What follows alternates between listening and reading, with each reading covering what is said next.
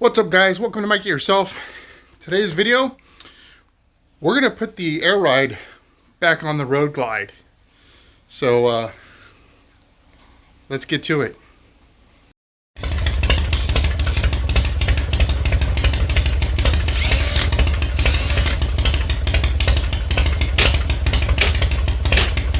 Damn it!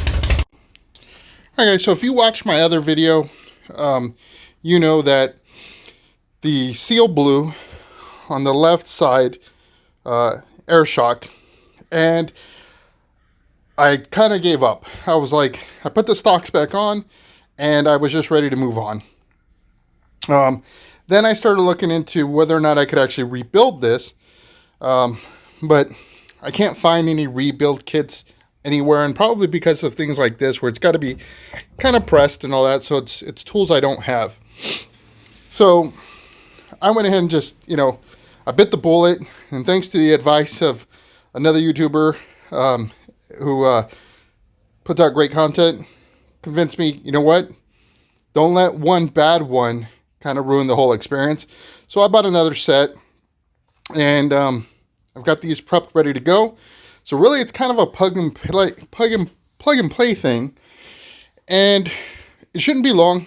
2 bolts on each side, right, to get those shocks on, and then hooking up the air lines. Everything's still in place, so it's ready to go.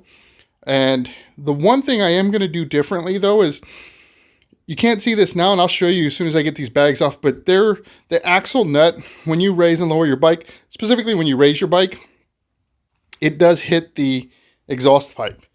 And a lot of folks, they basically tell you to do some like backyard engineering with stuff like a dowel and a hammer, and you just put a small indentation on your slip-on.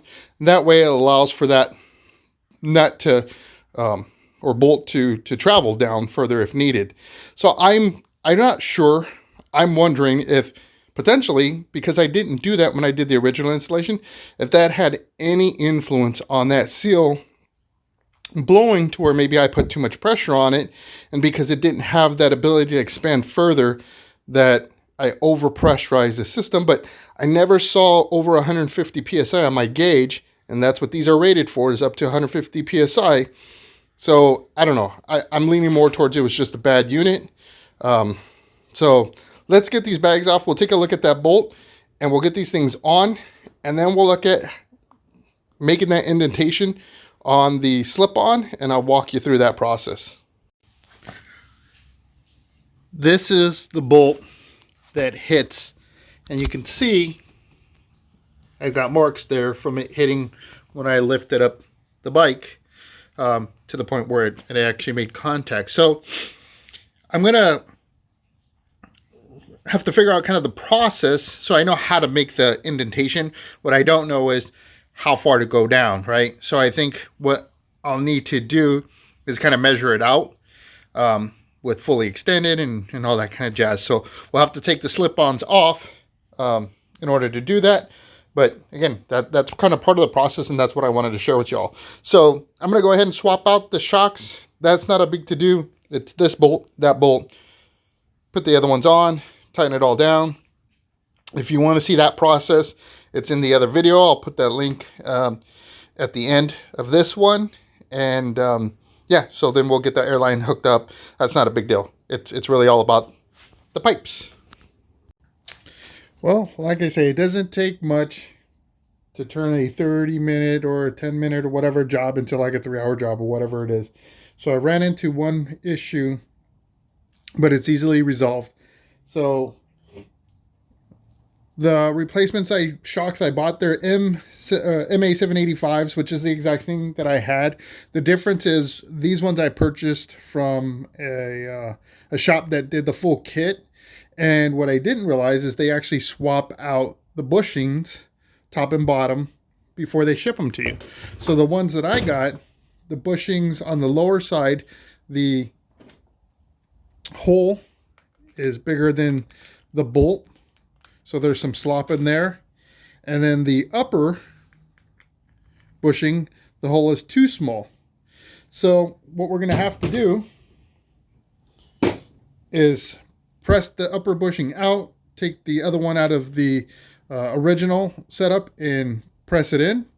And then on the bottom, I only need the inner sleeve to go into this. So that's an easy one to do.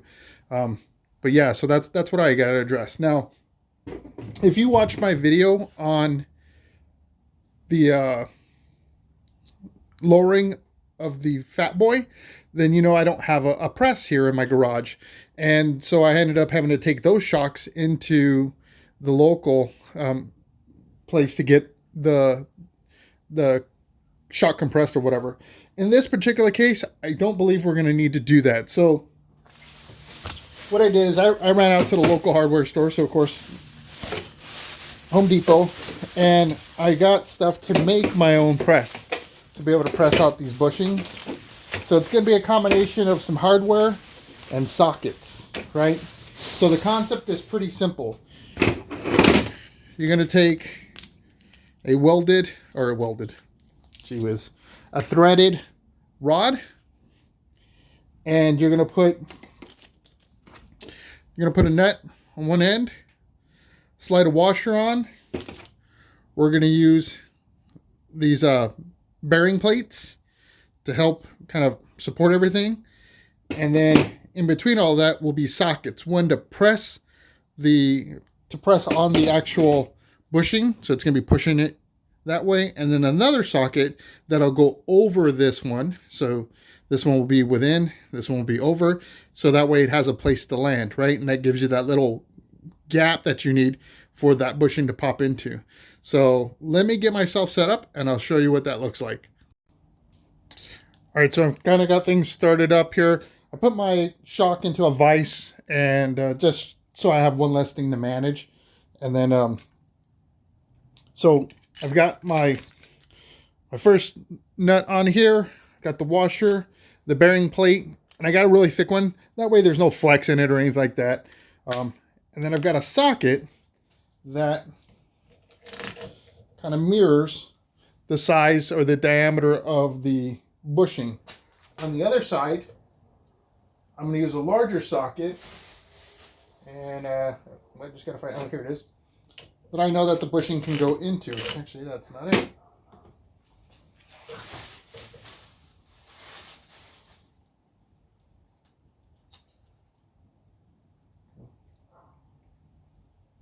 Okay, well, let me find one.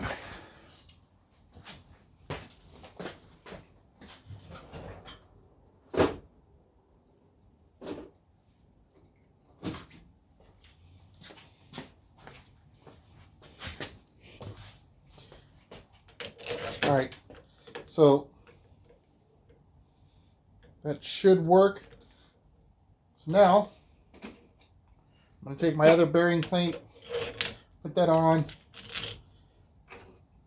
the washer, and then get my nut. So it's a pretty simple, deal, and that is you just crank down on the nut, and as you tighten it, like I said, it's gonna be pulling this through, putting pressure on the bushing and pushing it into the socket on the opposite side. Now I'm using a 12-inch rod just because I wanted to have something that I can use for multiple applications regardless of how deep well the socket was. So you don't have to get them. They sell them for, or they make them shorter, like 8-inch or whatever. But like I said, if you're gonna do this, you're gonna buy yourself one or whatever, get yourself a setup, then you might as well get it in a way where you can apply it to as many situations as possible.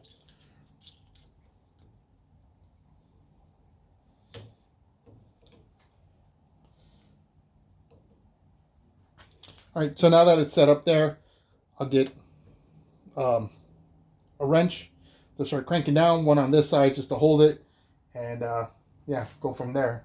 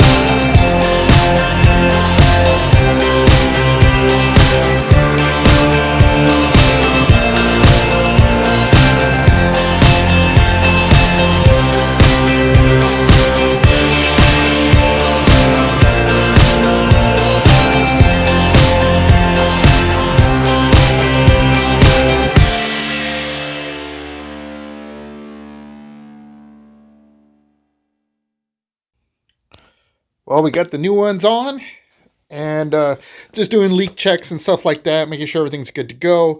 And we are looking fantastic. Got my pressure going. So that's awesome. Now we have to address the bolts, right? And where it's hitting. And so I wanted to see like which one hit first, and it's definitely the axle nut. The nice thing is I don't have to really move or put a large enough space there. So that's going to be pretty easy to get around that. And then the next thing is to address where this one hits. And what I want to do is I want to measure the current distance, because it's just about to touch right now. But I want to measure the distance. Let's back this out a little bit. I want to measure from here to here, to see like how much room I'm going to need, right? So that's one of the things is I don't want to put a dent bigger than what I actually need into these slip-ons. So we want to be, intentional about it, right? So what I'll do is get these slip-ons off.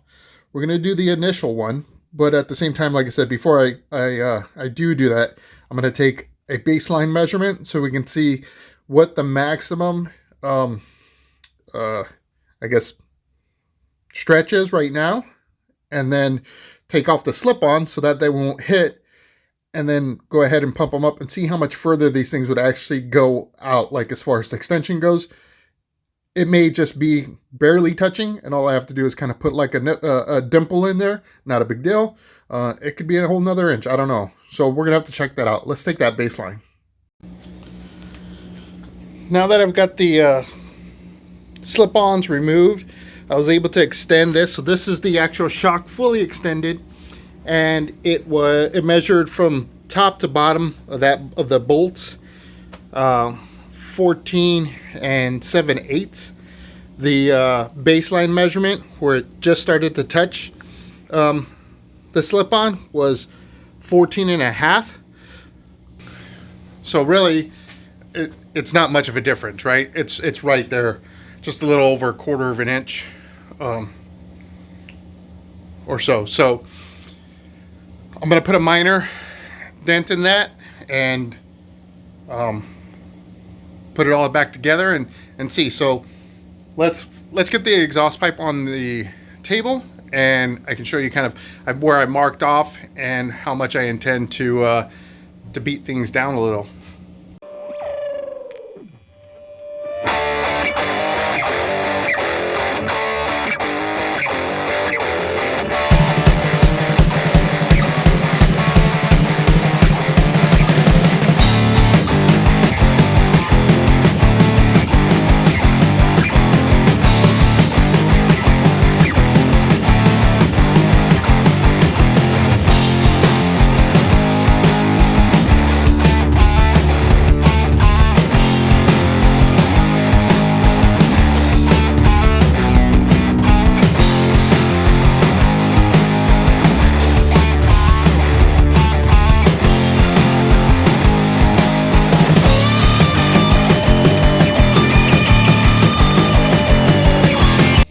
We're all bolted up now, so I just wanted to show you kind of how close things are. So I mean, it's right on the money, and again, this is fully extended.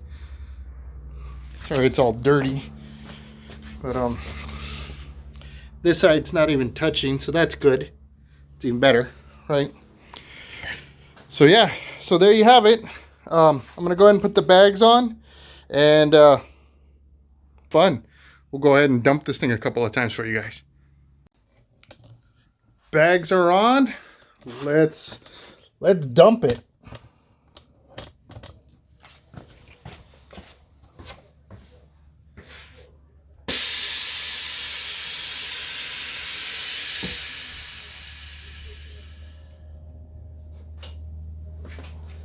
I love how low this thing gets, man. This looks so cool. Like when you go to a place for bike shows or whatever, and you pull up and you can do this to your bike, for me it's like a whole cool feeling. I don't know, because not only do you get to do it, but you get to step away, look at it, and go, yeah, that's my bike, right? Like that's how cool it looks, right?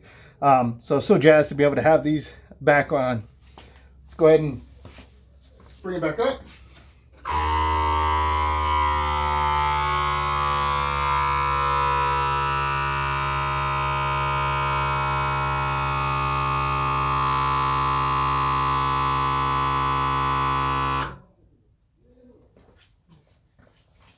And there you go. So that's going to be a wrap for today's video.